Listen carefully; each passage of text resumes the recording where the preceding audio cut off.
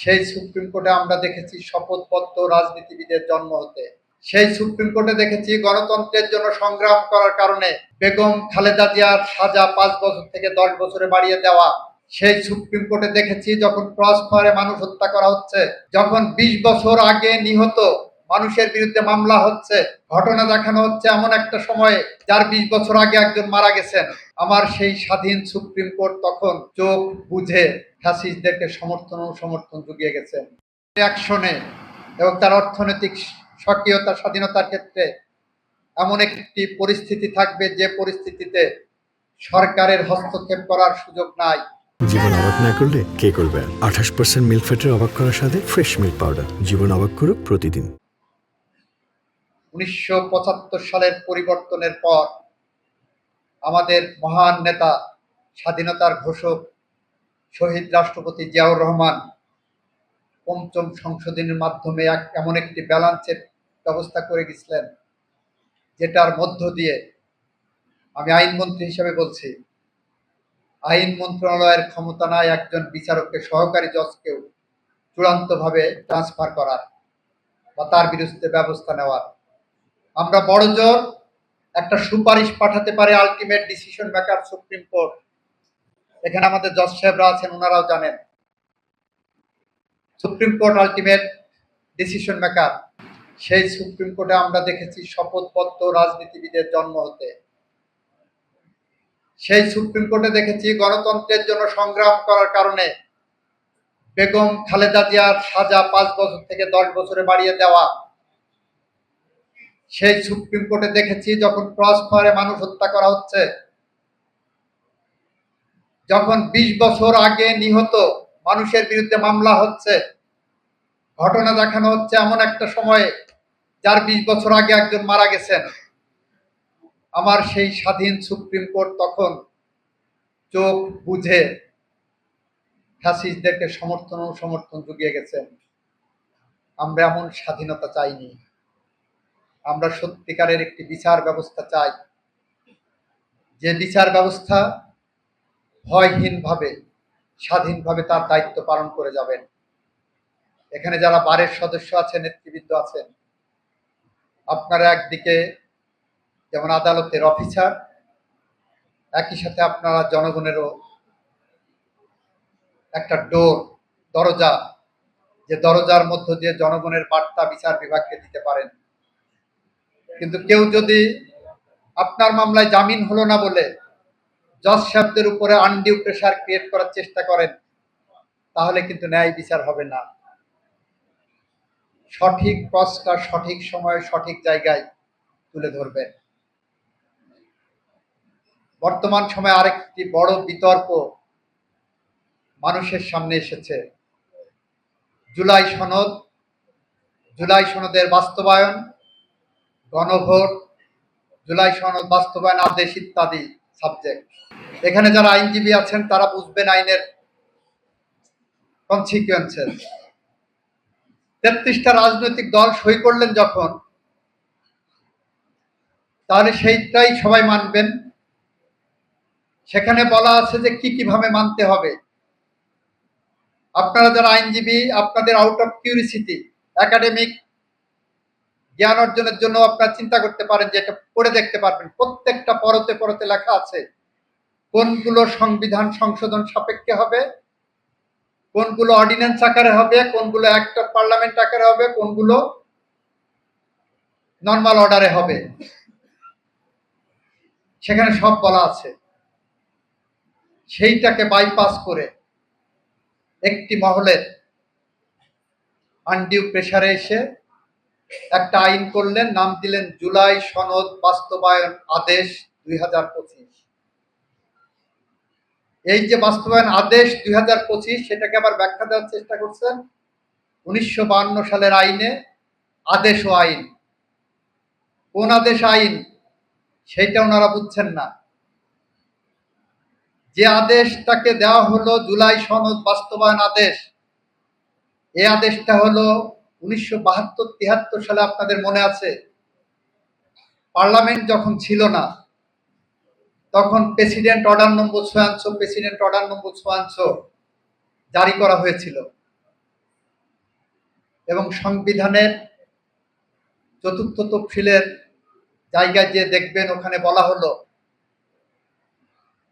বাংলাদেশ সংসদের প্রথম অধিবেশন পর্যন্ত জারিকৃত এগুলো আদেশ আইনে মর্যাদা পাবে এবং এরপরে এ ধরনের আদেশের মাধ্যমে আইনের ক্ষমতা সেই চতুর্থ তফসিল থেকে বন্ধ করে দেওয়া হলো 1973 সাল থেকে। এর কারণ হলো ওই যে সংবিধানের মধ্যে 93 যোগ করা হলো, যখন পার্লামেন্ট সেশনে থাকবে না তখন সরকার অর্ডিন্যান্স করে একটা আইন বানাবেন। এখন ওনারা সেই সমস্ত কিছু বাদ রেখে একটা আদেশ জারি করে একটা ক্যামোফ্লেক্স তৈরি করলেন, যেটাকে আইনের ভাষায় আমরা বলছি it is a fraud on the constitution. তাহলে আদেশটা অবৈধ। ওই আদেশকে আবার বৈধতা দেওয়ার জন্য, বাস্তবায়নের জন্য আর একটা অর্ডিন্যান্স করলেন, গণভোট অধ্যাদেশ, রেফারেন্ডাম অর্ডিন্যান্স। এই অর্ডিন্যান্স দুইটা কারণে দিস ইজ ভয়েড আব ইনিশিও। নাম্বার ওয়ান, এই অর্ডিন্যান্সটা করা হয়েছে জুলাই সনদ বাস্তবায়ন আদেশের প্রশ্নগুলোকে বাস্তবায়ন করার জন্য। তাহলে যে জুলাই সনদ বাস্তবায়ন আদেশই অবৈধ, তার প্রভিশন ক্যারি আউট করার জন্য এই অর্ডিন্যান্সটা করলেন, মুখ্যভাবে সংশোধন করা হয়। তাহলে গণভোট অধ্যাদেশ করলেন আমার দেশের সংবিধান সংশোধনের জন্য, গণভোট অধ্যাদেশ করলেন সংবিধান সংশোধনের সমতুল্যভাবে। দিস ইজ অলসো ভয়েড আব ইনিশিও। সবচেয়ে মারাত্মক প্রতারণার জায়গাটা হলো আপনি গণভোট অধ্যাদেশে 4টা প্রশ্ন দেওয়া হয়েছিল। বিএনপির পক্ষ থেকে আমরা দ্ব্যর্থহীনভাবে বলেছি 4টা প্রশ্নের 3টা প্রশ্ন আমরা হুবহু মানতে আমাদের কোনো অসুবিধা নাই, আর একটা প্রশ্নের অর্ধেক মানতেও অসুবিধা নাই। বাকি অর্ধেক আধা প্রেম, আধা আইন, আধা প্রতারণা। খ নাম্বার প্রশ্নে বলা হচ্ছে বাংলাদেশের সংবিধানে একটি উচ্চ কক্ষের বিধান রাখা হবে 100 সদস্য বিশিষ্ট।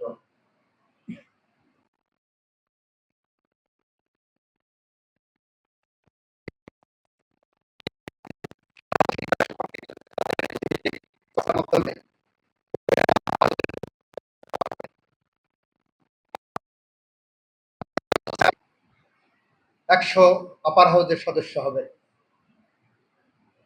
এরপরে 18 এবং 19 নম্বর কলামে 18 নম্বর কলামে বলা হলো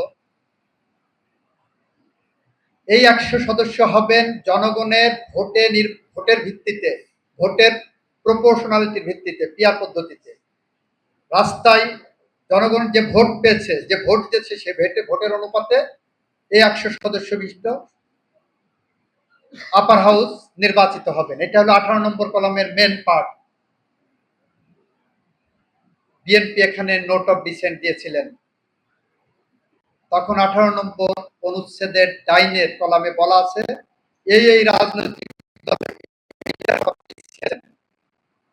তারপরে বলা হলো যে সমস্ত রাজনৈতিক দল নোট অফ ডিসেন্ট দিয়েছেন তারা যদি তাদের নির্বাচনী ইশতেহারে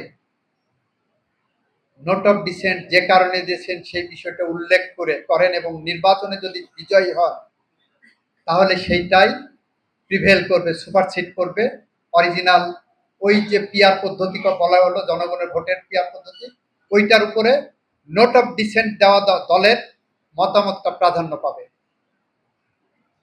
সুতরাং 18 নম্বর কলামে বিএনপি নোট অফ ডিসেন্ট দিয়ে বললেন না, এখানে আপার হাউসের সদস্যরা যেহেতু জনগণের সরাসরি ভোটে নির্বাচিত হবেন না, আমরা পার্লামেন্টের সদস্যের প্রপোর্শনালিটি অনুসারে এই আপার হাউস নির্ধারণ করব।